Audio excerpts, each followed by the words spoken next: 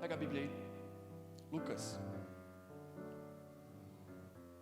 Lucas, Evangelho de Lucas, capítulo 22, a partir do versículo 31. Peraí que esfriou.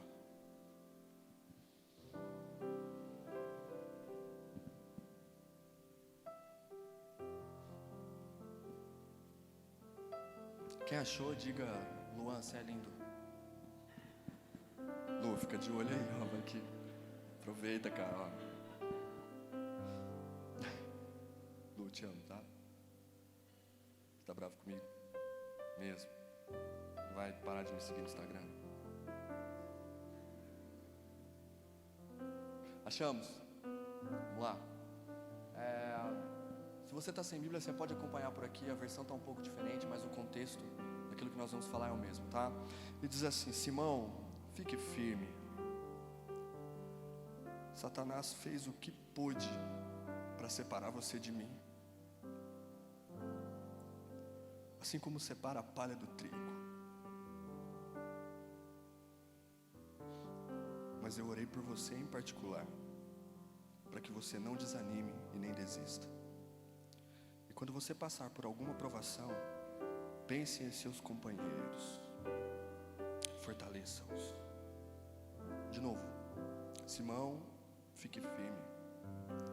Satanás fez o que pôde para separar você de mim, assim como separa a palha do trigo. Mas orei por você em particular, para que você não desanime nem desista. E quando você passar por alguma provação, pense em seus companheiros e fortaleça-os. Amém? Até aí. Senhor, essa é a tua palavra, e nós queremos caminhar na verdade, somente na tua verdade, em nome de Jesus. Que teu Espírito fale ao nosso coração, que sejam revelações na vida de cada um de forma particular, Senhor, como o teu Espírito ministra e sempre ministrou. Em nome de Jesus, que tenhamos aqui mais do que emoção, mais do que lágrimas, mas que tenhamos uma entrega total de quem nós somos, para que o teu nome seja glorificado e a tua obra seja concluída. Em nome de Jesus. Amém. História rápida, já está chegando um tempo da morte de Jesus aqui. E Jesus chama Simão de lado. Para quem não sabe, Simão, Pedro. Estamos falando de Pedro, um cara terrível, personalidade forte, genioso. Não é o tipo de cara que gosta de ser discordado. Por ser mais velho também, ele estava andando com um monte de menino. E isso é comprovado quando Jesus paga os impostos. Quando ele tira a moeda da boca do peixe, ele paga o imposto somente para ele e para Pedro. E na época, os menores de idade, os jovens, não pagavam impostos. Então significa que Jesus andava com Pedro, que era adulto, e mais um monte de jovem. Essa é a parte que se diz glória a Deus. Por isso que a Bíblia diz: ninguém o despreze pelo fato de você ser jovem. Jesus andava com jovens. E é legal quando Jesus ele tem um particular com a pessoa. Você já percebeu que todas as vezes que Jesus vai ter um particular com alguém, a conversa não é muito agradável? Sim ou não? Quando alguém chega pra você, Lucão, e fala assim: mano, pois eu quero trocar uma ideia com você, por dentro. Sim ou não? Sim. Quando a gente fala: preciso conversar com você depois do culto. Aí você tem que esperar 40 minutos para ele pregar, para saber o que tá. Não, já fala agora. Tem os ansiosos, não tem? Quem é ansioso? Eu entendo vocês. Porque é claro, desperta em nós um senso de curiosidade. O que será que essa pessoa quer falar comigo? A primeira coisa que a gente pensa aqui: que eu fiz de errado. E normalmente as pessoas que pensam assim não é porque tem culpa no cartório. Às vezes tem. Pode acontecer. Mas é que a gente está acostumado a ouvir tanta acusação. A gente está acostumado a ouvir tanta acusação, tanta pedra, cara.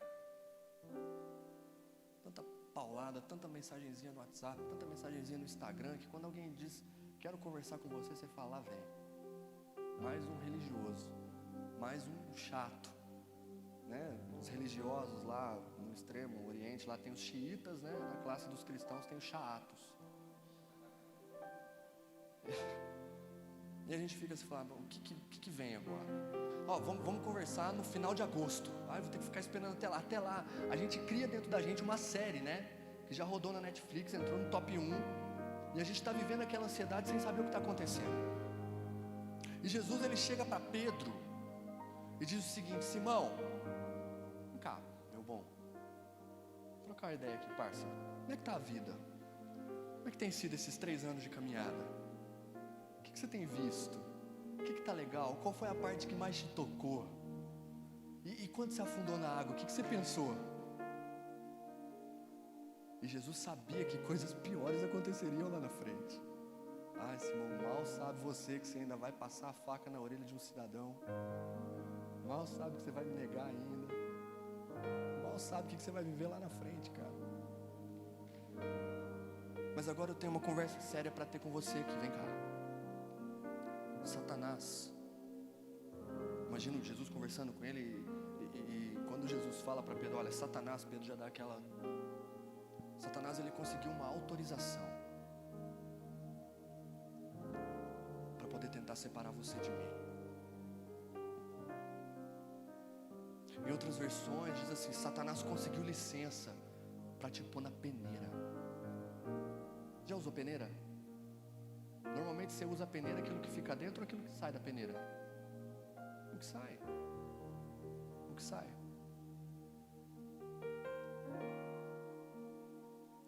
Ele te colocou na peneira para poder ver se aquilo que é impuro vai ficar ou vai andar junto com você. Não foi uma conversa muito agradável, cara. Imagina Jesus, Ale, chegando para você e falando assim, Ale, eu dei autorização para Satanás para ele dar uma bagunçada aí no coreto.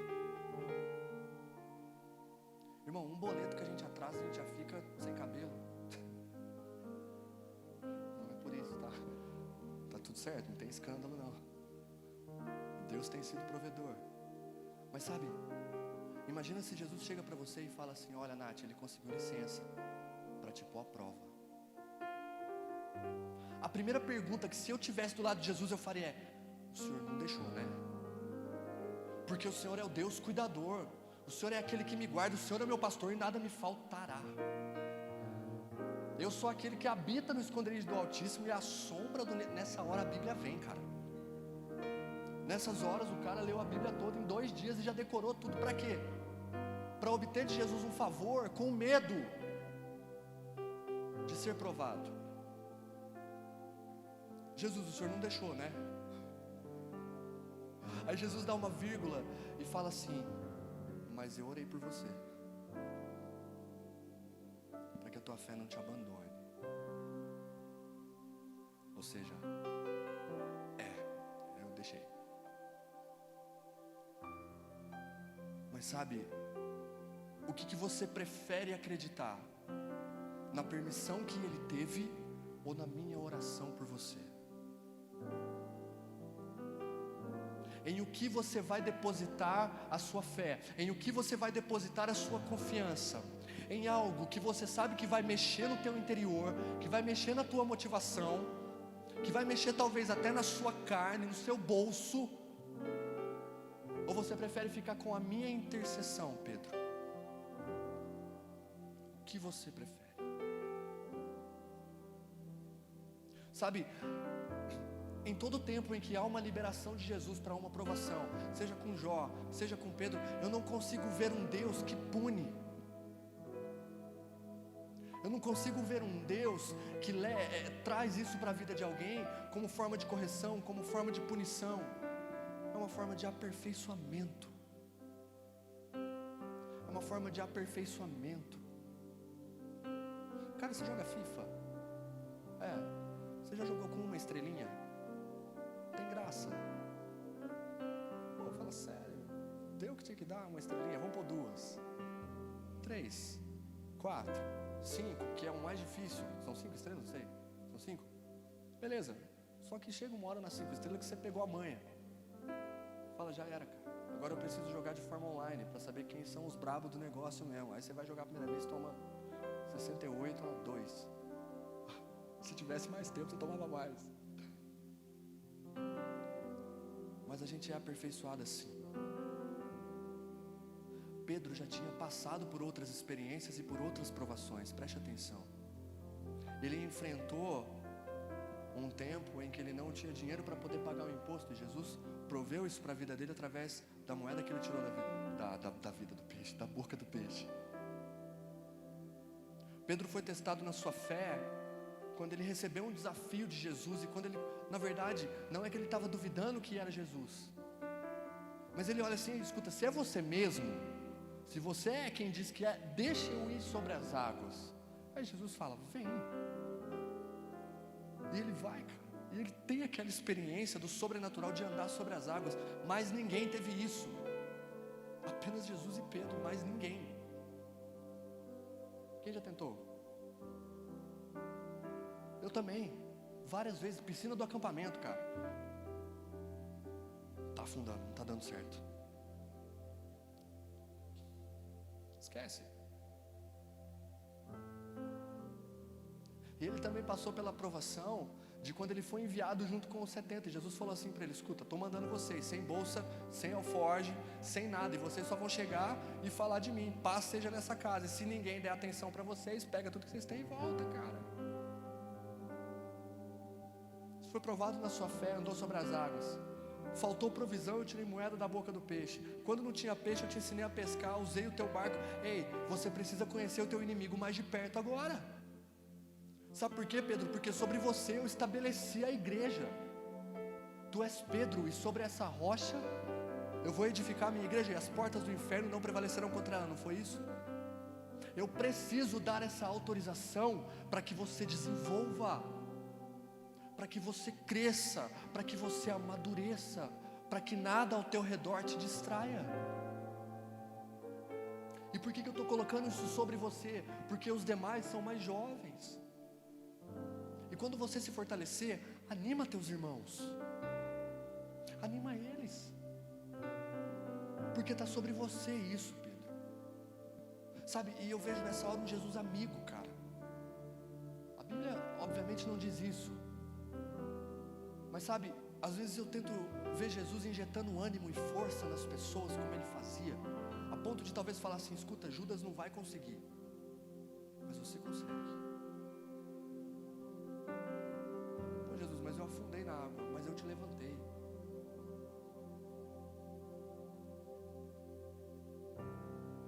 Quando você não tinha moeda para pagar o imposto, eu providenciei. Boa. Saí bem dessa agora, né? Mandei bem, né? Provi-lo. Tá certo? Ele proveu. Sabe, agora nós precisamos aperfeiçoar a sua fé, Pedro, porque eu não vou estar lá.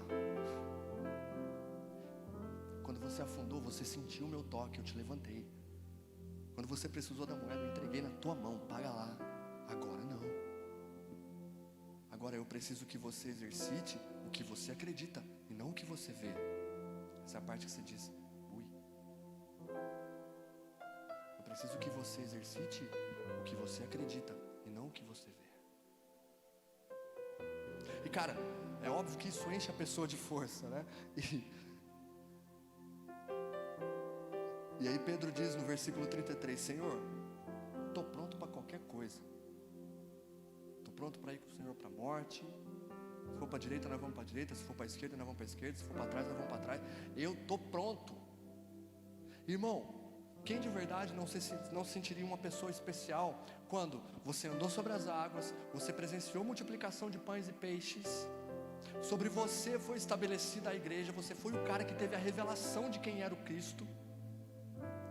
Deus providenciou na sua vida quando você mais necessitava. Ei, nós não estamos falando de qualquer pessoa. Não estamos falando de qualquer pessoa. Se o Senhor for para a morte, eu estou pronto para ir para a morte também. Aí Jesus, Pedro, ainda hoje, como que ele diz, não vai demorar muito. Ainda hoje, antes que o galo dê o dó maior, você vai me negar por 3 vezes. Senhor, é você. E é difícil você ser confrontado na sua fraqueza, porque quando uma fraqueza sua é exposta, parece que todas as outras são expostas, não é? Sim, todas elas.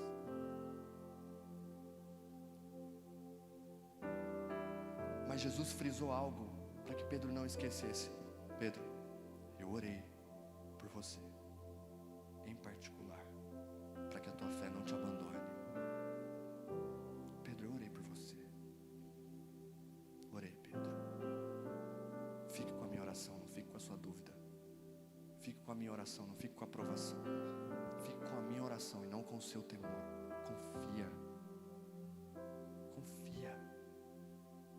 Confia, Pedro. Mas Senhor, e os discípulos? Confia. Confia. Vai lá, se aperfeiçoa, porque depois a gente tem mais coisas para poder galgar. Posso contar com você, Pedro? Tamo junto. Tamo junto. E aí Jesus é preso. Aí Pedro na hora, cara, arranca a espada e arranca a orelha. Cá entre nós, eu não acho que ele queria a orelha. Não sei se é muito filme que eu assisto de gladiador, ou filme de ação, essas coisas que é fácil. Mas cá entre nós, eu não acho que ele queria a orelha, tá? Acho que ele queria era, talvez o cara veio Matrix assim, na hora se desviou e pegou a orelha. Aí Jesus, para piorar a situação, Jesus ainda vai, repreende Pedro, pega a orelha do cara, dá uma limpada na terrinha assim, cola e ainda cura o cara. Deve ter sido muito constrangedor para Pedro. Jesus, espera aí, eu estou tentando te defender, o senhor vai ser preso, eu estou tentando te defender, o senhor me repreende, fala que eu não devo fazer essas coisas, ainda cura o cara que está te prendendo. Sim, Pedro, porque eu quero te ensinar que a nossa luta não se vence ferindo, mas sim restaurando.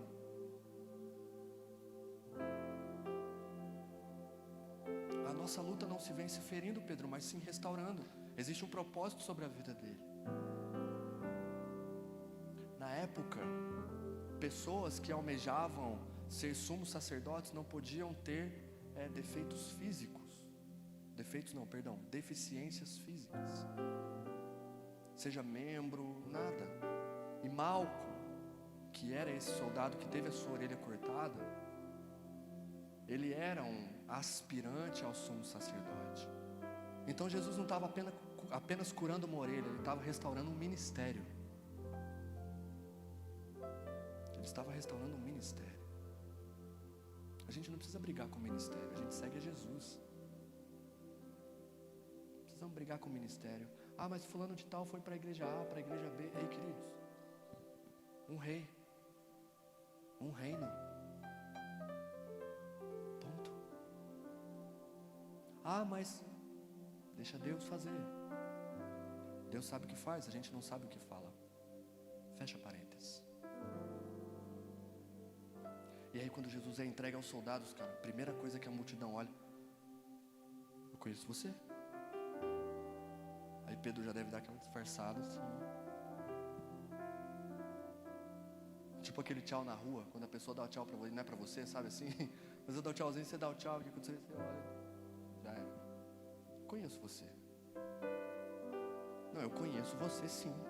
E aí a aglomeração já começa, né, cara? Escândalo. Faz um escândalo, a turma já... né? Eu conheço você. Você andava junto com eles. Primeira coisa, Pedro, não. Primeira. Não, você andava junto com eles sim, porque até a tua voz é parecida com a deles. Você é um dos discípulos. Eu não. Não, você é sim, cara. É você. Nunca ouvi falar nesse homem. Há horas atrás estava ouvindo que iria para a morte com ele. Esse é o ser humano quando é confrontado. Na frente de Jesus, entrego a minha vida para o Senhor. Vamos junto. Não, eu abro mão dos meus sonhos, dos meus planos, dos meus prazeres. Aí na hora da prova, na hora da dificuldade, na hora de honrar aquilo que é falado no quarto, em oração, a primeira coisa que nunca ouvi, nunca nem vi. Jesus, não. Igreja metodista, não, Deus me livre. Deus me free, né? Eu não. Aí, quando Pedro nega a terceira vez, o galo vem, pá, dá um acorde. E canta, cara, e canta bonito mesmo. E canta para todo mundo ouvir. Tá lá o galão, pá. E se você ler o texto depois, diz que Pedro chorou amargamente. Amargo. Sabe aquele choro que vem de dentro ali? Aquele choro que a gente sabe que errou, aquele choro da culpa, aquele choro que a gente sabe que frustrou alguém que depositou em nós uma confiança, aquele choro que a gente sabe assim, eu não deveria ter feito isso.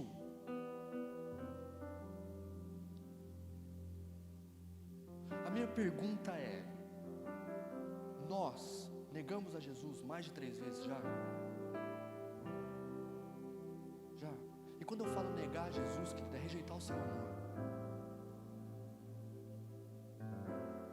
Quando através de uma palavra Jesus diz para você não ver pornografia, você vai lá e assiste. Quando Deus diz para que você não faça sexo antes do casamento, você vai lá e faz. Quando fala para não desobedecer pai e mãe, você vai e desobedece. Já? Mais de 3? Quem é pecador comigo aqui?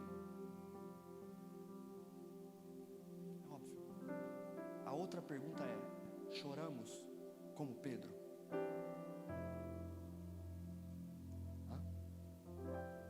Choramos como Pedro? Amargo, de doer, de cara de falar: miserável homem que eu sou. Miserável homem que eu sou. Choramos como Pedro?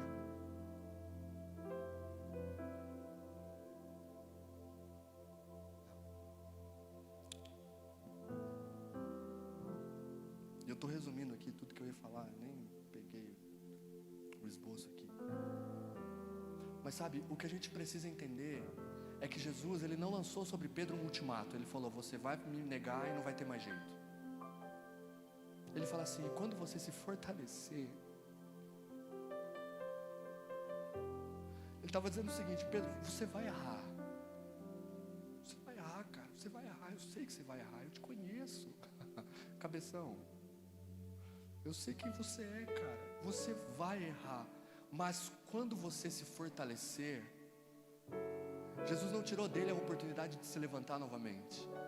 Jesus não tirou dele a chance de poder ser quem ele era. Jesus não tirou dele a oportunidade de poder se colocar de pé e tentar de novo. Jesus não tirou dele isso, cara. Ele falou: quando você se fortalecer, anima teus irmãos. Porque não é só você que vai estar derrubado, cara. Não é só você que vai estar triste. Não é só você que vai estar abatido. Não é só você que vai estar desmotivado. Não, Joseph Klimber. Você conhece Joseph Klimber, né? Os mais velhos, né? Ufa. Não é só você, cara. Ei, para. Mas eu preciso de você para poder restaurar os teus irmãos. Ei, deixa eu te dizer uma coisa. Se coloca de pé logo. Tem pessoas que precisam de você. Vocês acham que amanhã ou depois não são vocês que vão estar aqui ocupando esse lugar? E quando eu digo isso, querido, não é almejar uma função para ser chamado de líder ou de conselheiro, não.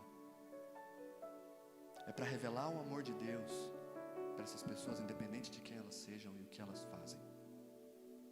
Estava conversando com um amigo essa semana, eu disse para ele: cara, a gente não foi chamado para sondar a motivação de ninguém. A gente foi chamado para mostrar o caminho. A motivação é com Cristo, é o Espírito quem convence. Então vamos parar de falar assim: não, mas aquela pessoa está com a motivação errada, e você está com a motivação mais errada ainda de falar com ela, porque Deus não pediu tua opinião.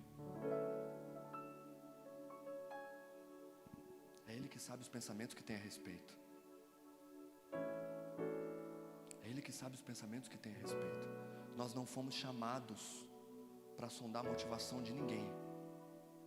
Somos chamados para mostrar o caminho, a verdade e a vida. E o caminho é Cristo, o restante é com Deus. Amém? Obrigado pelo seu amém tão espiritual. Sabe, e aí quando Jesus passa todo o processo de morte, ele ressuscita. A Bíblia diz que ele encontra com duas.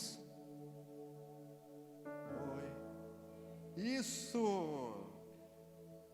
Se falasse homens, errou. Duas mulheres.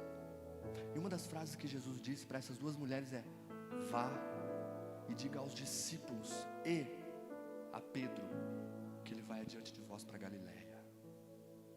Resumo da obra: avisa os meninos que eu estou indo para Galileia, cola lá comigo que é sucesso. Pra você entender a linguagem. Por que Jesus, cara, fez questão de frisar para aquelas mulheres o seguinte: vá e avise aos discípulos e a Pedro? Porque Jesus conhece a motivação e sabia o que se passava no interior do choro amargo. Se Jesus não fala, vá e avise os discípulos e a Pedro, é nunca que Pedro iria voltar, porque ele sabia a cagada que ele tinha feito. Fato. E aí, quando eles estão na Galileia, acontece a pesca, eles comem de novo. Uau, que maravilha, beleza. Jesus tem outro particular com ele. Chama ele de lado e fala: Pedro, vem cá. Aí Pedro já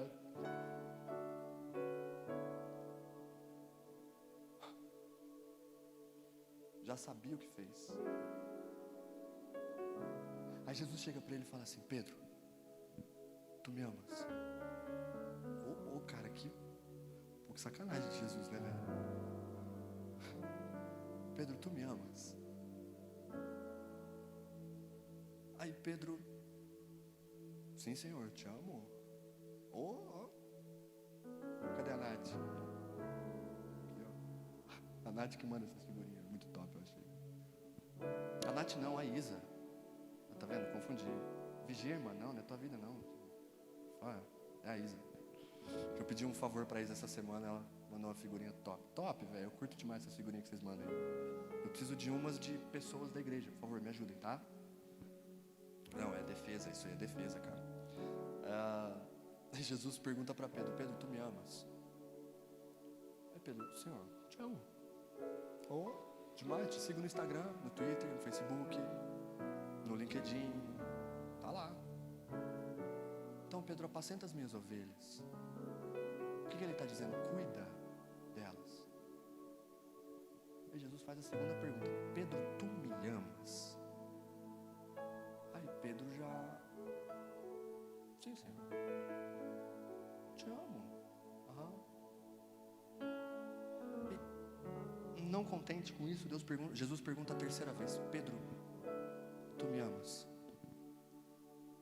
E a Bíblia diz que Pedro se entristeceu com a terceira pergunta. E Pedro diz para ele: Senhor, tu sabes de todas as coisas, tu sabes que eu te amo. Agora, talvez alguns de vocês já ouviram, mas o que muitas vezes não é explicado e que é o contexto correto, é que o eu te amo que Jesus perguntou não foi o eu te amo que Pedro respondeu. Quando Jesus diz: Pedro, tu me amas, ele está perguntando o amor, na tradução do grego, de ágape, que é o amor incondicional. Independente de qualquer coisa, você me ama, Pedro. E o que Pedro responde para ele é: Jesus, eu te filéu. Sabe o que é o filéu? O amor fraternal, o amor de amigo, o amor de irmão. Em outras palavras, é como se a Laura perguntasse para mim: Benzinho, você me ama? Aí eu olho para ele e falo assim: te considero muito. Você já sabe a encrenca que eu me meti. Não foi nem o que ela perguntou e muito menos o que ela queria ouvir.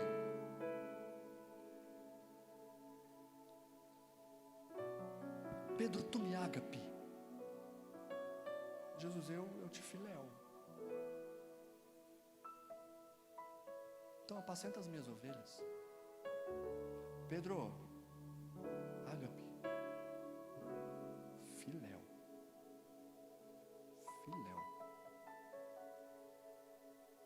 Terceira vez: Pedro, tu me ágape.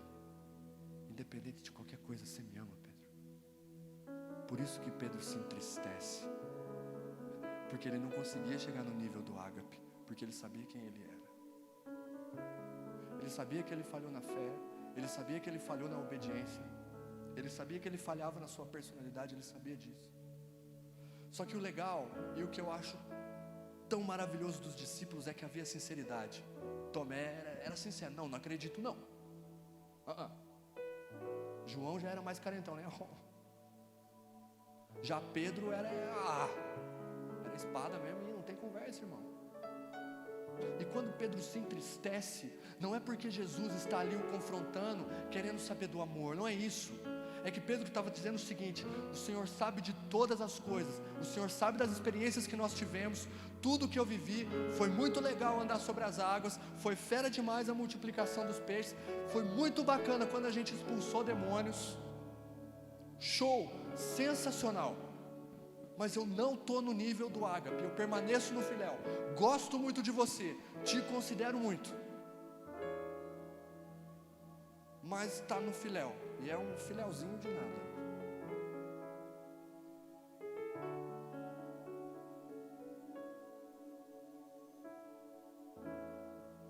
E quantas vezes Pedro negou Jesus? Quantas vezes Jesus pergunta: Pedro, tu me amas?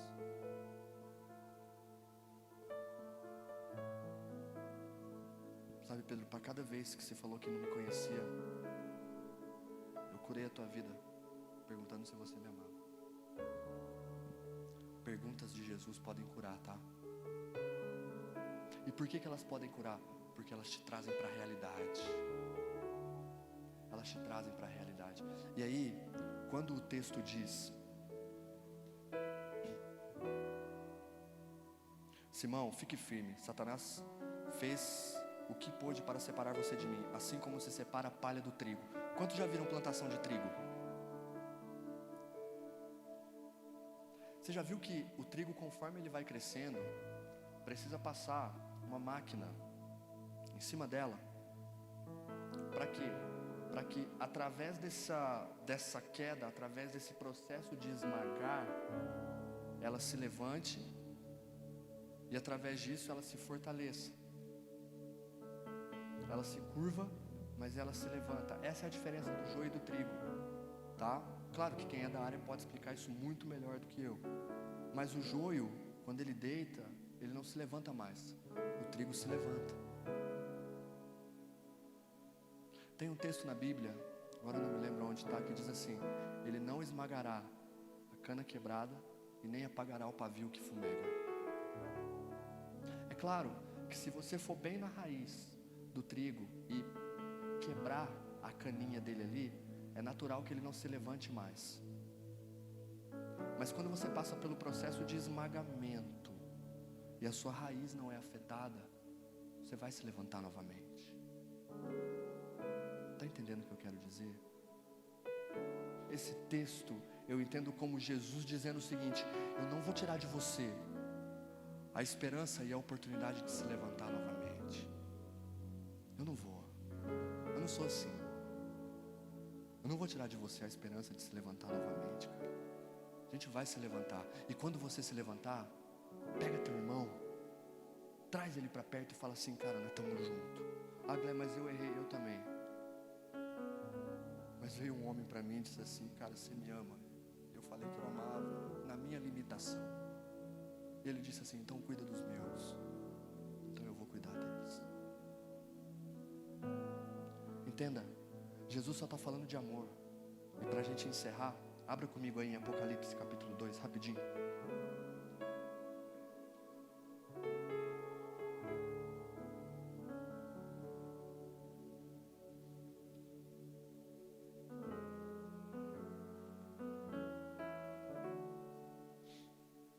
Apocalipse capítulo 2, a partir do versículo 2.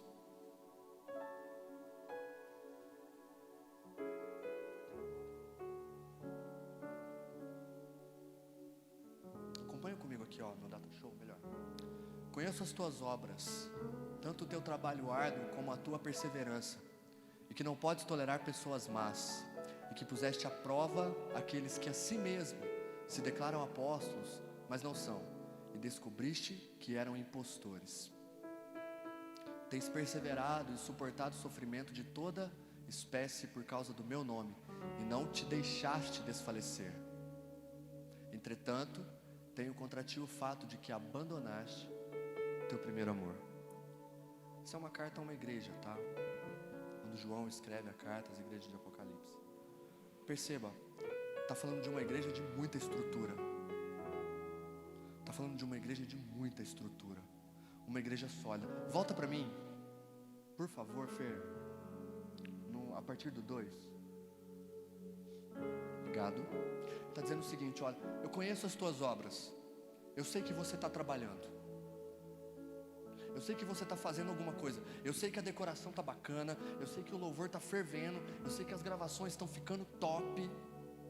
Está muito fera, está exercendo cuidado, está rolando bate-papo. Eu conheço, eu sei que as obras estão tudo ok.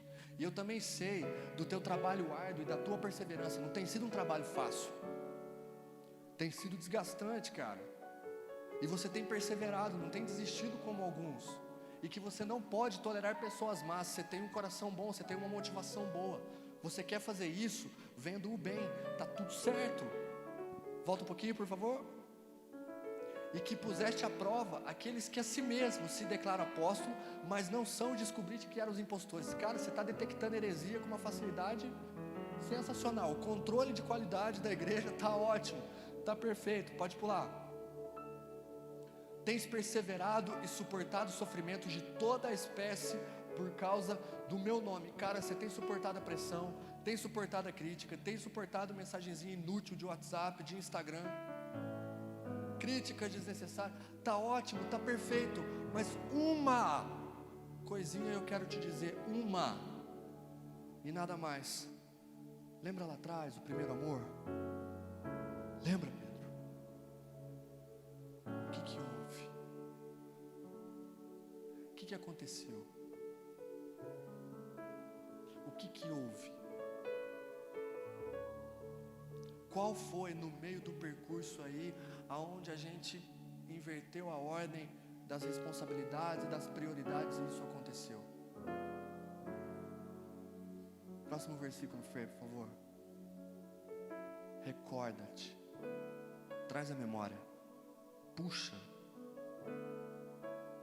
Recorda-te, pois, de onde caíste, arrepende-te e volta à prática das primeiras obras. Sabe quando a gente diz assim, estou em crise? Quantas mensagens a gente recebe falando de pessoas que estão em crise? Sabe assim, não, estou em crise. Ai meu, que crise? Ah, perdi o primeiro amor. Não, eu não sinto mais Deus, Deus não fala comigo. Ei, deixa eu te dizer, isso não é crise, isso é pecado. Pecadinho, pecadão, pecado. Pecado escondido, pecado não confessado. Práticas que você tem vivenciado e não quer abandonar. Por isso que Deus diz, lembra de onde você caiu. A intenção de Jesus nesse texto, e principalmente do autor que foi João, não é simplesmente trazer a memória para que você se sinta culpado, não. É trazer você aonde você sabe que errou, abandonar isso e recomeçar.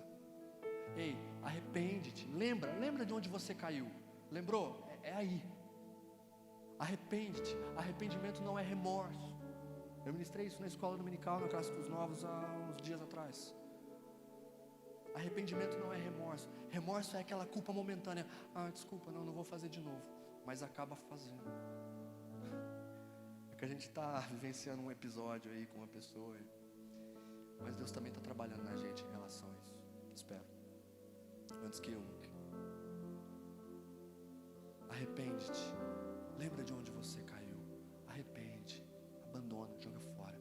E volta à prática das primeiras obras. O que eram as primeiras obras? Aí eu que te pergunto. Para mim, sabe quais eram as primeiras obras? Sabe?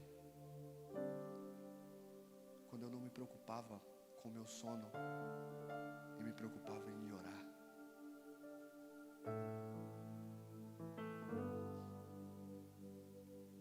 Quando eu não me preocupava, cara, em comprar um contrabaixo novo ou não. Mas quando eu me preocupava em aprender mais da Bíblia, porque eu sabia que alguém podia precisar disso um dia.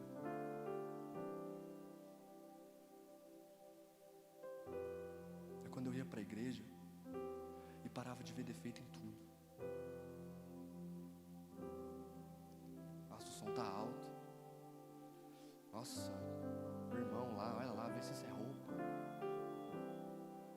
Nossa, mas o pastor hoje, palavrinha fraca, hein? Poxa, estudou teologia para quê? Oferta, olha lá. Tinha que dar oferta na igreja, tem que dar para os moradores de rua que estão precisando. Tudo é defeito. Ei, a quantidade de defeitos que nós vemos na igreja não é a quantidade de defeitos que nós sabemos que temos e que Deus não vê em nós. Ele é a atração do culto e Ele continuará sendo adorado. Ponto. Ó, beijocas. Independente de você ou não, Ele continuará sendo adorado. Mas Ele dá a chance de participar de tudo isso. Ele diz assim: lembra de onde você caiu, cara. Lembra de onde você sabe onde tudo isso aconteceu. Arrepende, joga fora, vamos voltar. Sabe, esse volta à prática das primeiras obras é: volte a ter relacionamento comigo. Volta a conversar comigo. Volta a priorizar o relacionamento comigo, cara.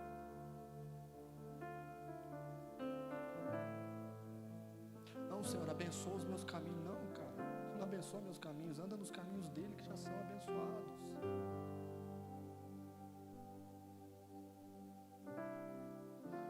Se reconcilia com quem você precisa se reconciliar.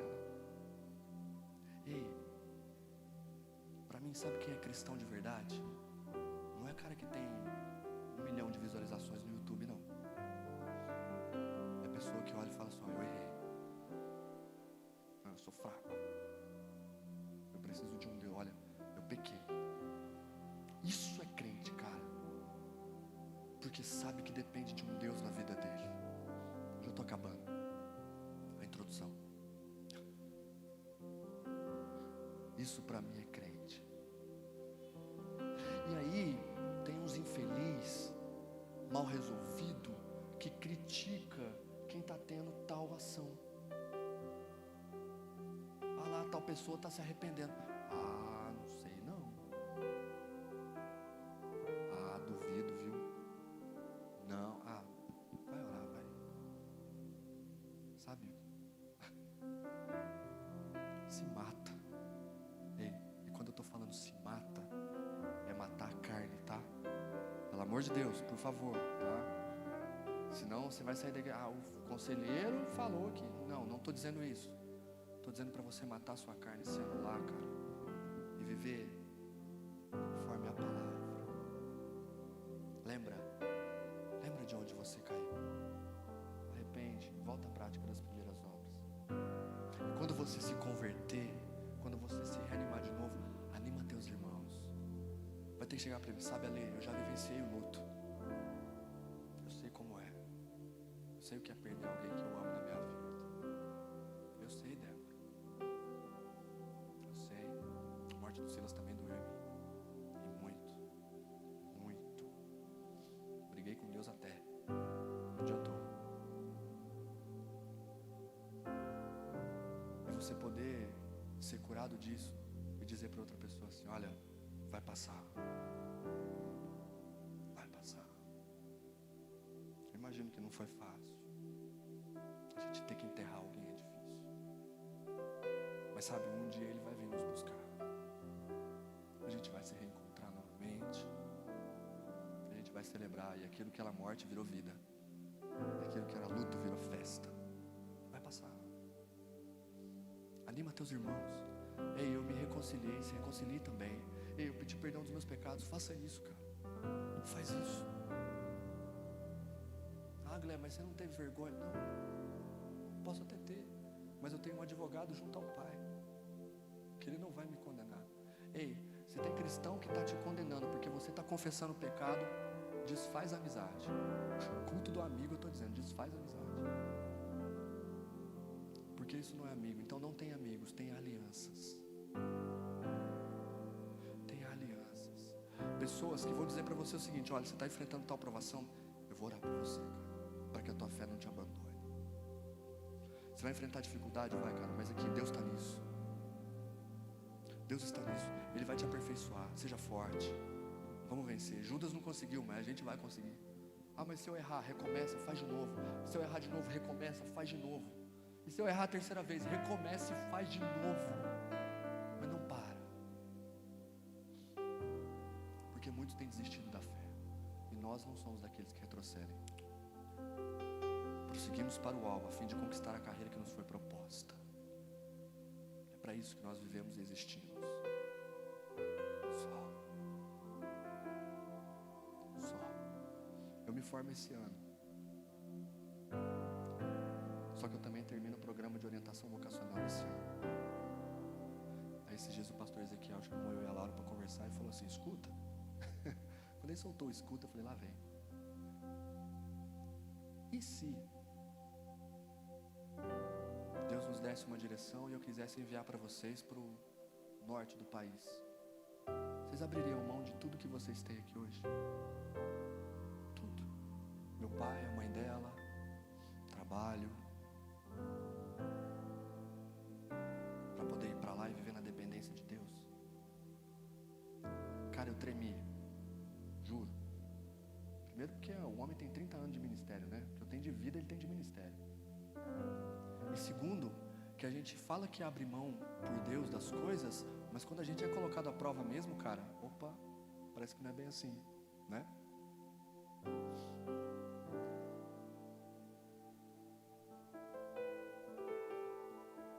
E obviamente eu fui orar sobre isso. E comecei a ver testemunhos de pessoas que abriram mão de certas coisas para poder viver para Deus de maneira íntegra, assim. O Telmo, por exemplo, largou o exército, cara, carreira no exército, tá cuidando da igreja e tudo mais, entre outras pessoas. Mas teve uma pessoa que me chamou muito a atenção, um vídeo no YouTube, eu não me lembro agora, cara. Eu vou tentar lembrar e eu posto lá para vocês verem. Mas eu lembro que ela era pós-graduada na área de economia, forte pra caramba, formada em economia também, trabalhava na Bolsa de Valores dos Estados Unidos, ganhava muito dinheiro e fazia muitas pessoas ganhar dinheiro também.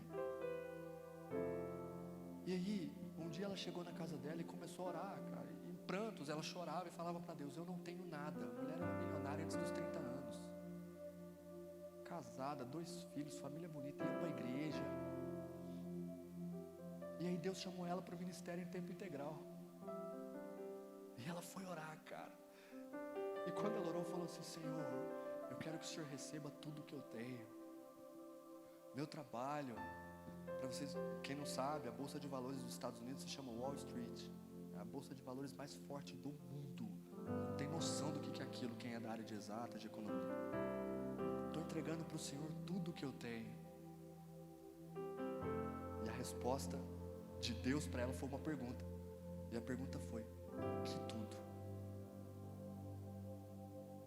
Que tudo? Carreira? Investimentos? Dinheiro? Fama? Então isso é o teu tudo?